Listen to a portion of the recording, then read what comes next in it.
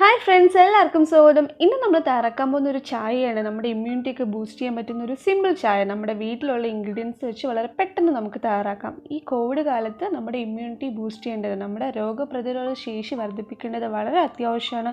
ഇത് കോവിഡിന് വേണ്ടിയിട്ടുള്ള മരുന്നൊന്നുമല്ല, പക്ഷെ നമ്മൾ ഡെയിലി കുടിക്കുകയാണെങ്കിൽ നമ്മുടെ ഇമ്മ്യൂണിറ്റി ബൂസ്റ്റ് ചെയ്യാൻ വേണ്ടി ഇത് സഹായിക്കും. അതുപോലെ തന്നെ ഡൈജഷൻ ഒക്കെ ഇമ്പ്രൂവ് ചെയ്യാൻ സഹായിക്കും. അപ്പോൾ നിങ്ങൾക്ക് ഇതുപോലത്തെ ഹെൽത്തി റെസിപ്പീസ് ഇഷ്ടമാണെങ്കിൽ, നിങ്ങളൊരു ഹെൽത്ത് കോൺഷ്യസ് ആണെങ്കിൽ കുക്ക് ഹോൾസം സബ്സ്ക്രൈബ് ചെയ്യാൻ മറക്കരുത്. So keep watching. Hope you like it.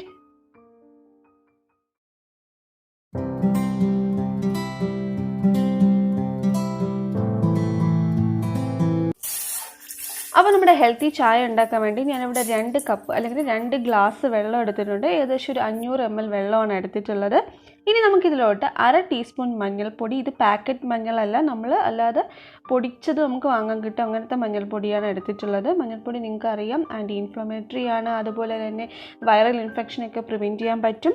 ഇനി നമ്മൾ എടുത്തിട്ടുള്ളത് ഇഞ്ചിയാണ്, ഒരു ചെറിയ പീസ് ഇഞ്ചി എടുത്തിട്ടുണ്ട്. നമുക്കിതൊന്ന് ചതച്ചെടുക്കണം. ഇഞ്ചിയും നമുക്കറിയാവുന്നതല്ലേ, നമ്മുടെ ഡൈജഷനൊക്കെ ഇമ്പ്രൂവ് ചെയ്യാൻ നല്ലതാണ്. അതുപോലെ തന്നെ ഇൻഫെക്ഷൻസ് ഒക്കെ ഒന്ന് കുറയ്ക്കാൻ വേണ്ടിയിട്ടും ഇഞ്ചി സഹായിക്കുന്നുണ്ട്. അപ്പോൾ നമ്മൾ ഫ്രഷ് ഇഞ്ചി ചതച്ച് നമ്മുടെ ചായയിലോട്ട് ഇട്ട് കൊടുക്കുകയാണ്.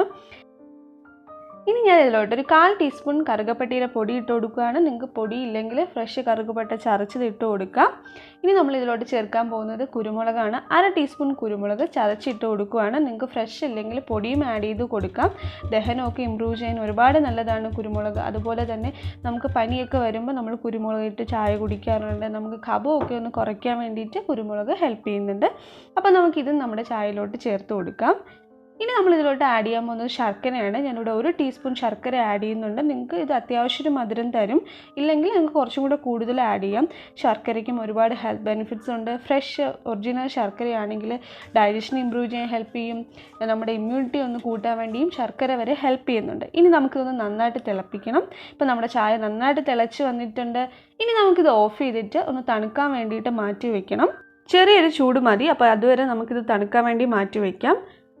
ഇപ്പം തണുത്ത് വന്നിട്ടുണ്ട്. ഇനി നമ്മൾ ഇതിലോട്ട് ഒരു പകുതി നാരങ്ങ ആഡ് ചെയ്ത് കൊടുക്കുകയാണ്. ഈ നാരങ്ങയിൽ വൈറ്റമിൻ സി ഉണ്ട്. അപ്പോൾ നമ്മൾ ചൂടിലോട്ട് ഇത് ഒഴിച്ച് കഴിഞ്ഞാൽ വൈറ്റമിൻ സി നശിച്ചു പോകും. അതുകൊണ്ടാണ് ചായ തണുത്തിട്ട് എടുക്കാൻ പറഞ്ഞത്. വൈറ്റമിൻ സി നമ്മുടെ ഇമ്മ്യൂണിറ്റിയൊക്കെ കൂട്ടാനൊക്കെ വളരെ നല്ലതാണ്. Nutrition, diet, healthy life style ഇതിനെക്കുറിച്ചൊക്കെ അറിയാൻ ഇഷ്ടമാണെങ്കിൽ ഹോൾസം ടോക്സ് സബ്സ്ക്രൈബ് ചെയ്യാൻ മറക്കരുത്. ലിങ്ക് ഞാൻ ഡിസ്ക്രിപ്ഷൻ ബോക്സിലും ഇൻഫോ കാർഡിലും കൊടുക്കാം.